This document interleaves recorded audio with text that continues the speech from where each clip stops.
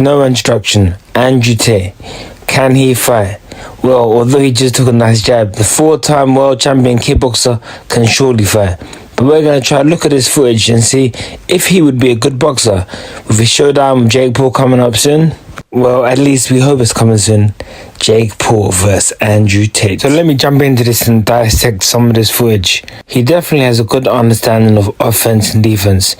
He either attacks or he defends. He's always wary, just in case he has to defend, that's a good sign.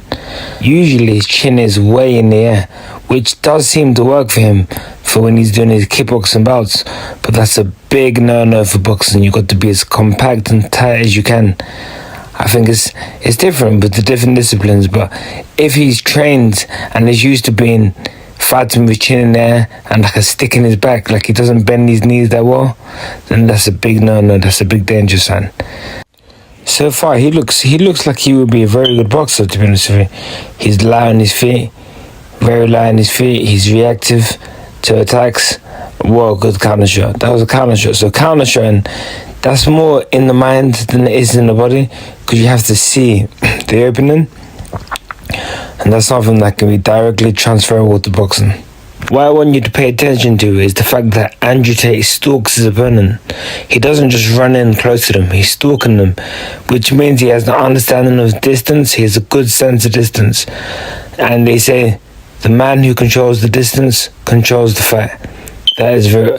Being a chess player, I can expect that he has that type of mindset when he fights.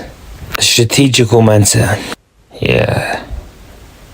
Wait, what's this? What's happening? Okay, we're going to see him spar Mike. We're going to watch him spar Mike. Let me fast forward it. Let's just fly through this. And hopefully this is going to be boxing sparring, not kickboxing. And we have arrived. Alright, that's a good jab. See, this is the thing with Andrew Tate. His chin is like, for Thai boxing and kickboxing, that might be alright. But for boxing, his chin is kind of hanging out there too much. It needs to be tucked in and more compact. I can see he's taking it really light here against what seems to be a very, very novice boxer in Mike. That's a good shot there. So that means that Andrew Tate's got good variation of head punching and body punching. That was a very good lead hook to the body through. Good guard and his double guard when he chooses to use it. You know, I think it's fair to say that Andrew Tate does a very good job. That's a good guard. He's got a good guard. It's fair to say that Andrew Tate does a very good job of transferring his Thai boxing skills to boxing. But to be 100% honest with you, I'm not sure how he'll do against Jake Paul. I think a young, hungry boxer who's trying to make a name for himself could be all wrong for like an old Andrew Tate. Well, he's not old, but I mean, he's old to come into boxing at this age, because he's really just coming into boxing at this age. It'll be kind of, I think it'll work out to be all wrong for him. He's going to have to learn he's going to have to go through to learn the fights Jake Paul did in his early few fights. But if he jumps straight into the fight, it could work out wrong for him. If you go to a fight gym, you're not going to get the fuck kicked at you. They're not like that. They're going to teach you little by little. And yeah, you'll learn through pain, but that's how life works. You learn through pain with everything, don't you?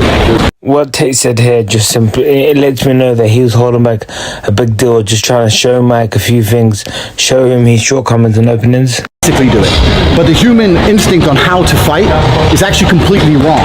You put your head up to look big, you swing low to get more power. Like everything you do, it's all, you have to reprogram your base instinct. It's funny that Tate says that, because I've seen a few footage of him fighting, and he's very upright. Let me try to see if I can find some. Okay, I found this sparring clip.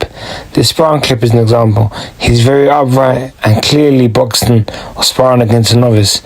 Because although he's got a good sense of distance, like I said before, he's got good timing, it's all wrong for boxing the way he stances. From watching all this footage, I'd rate Andrew Tate like a 4 or 5 out of 10, but that's like Floyd Mayweather being a 10. So I'd rate Andrew Tate like a 4 or 5. Right now, maybe a 4, and I'll probably put Jake on a 5. No, this Andrew Tate is blatantly a 10 out of 10 kickboxer, but we're talking about boxing now, and we haven't really seen that much footage of him boxing, so probably when he does box, he'll surprise us, or surprise me.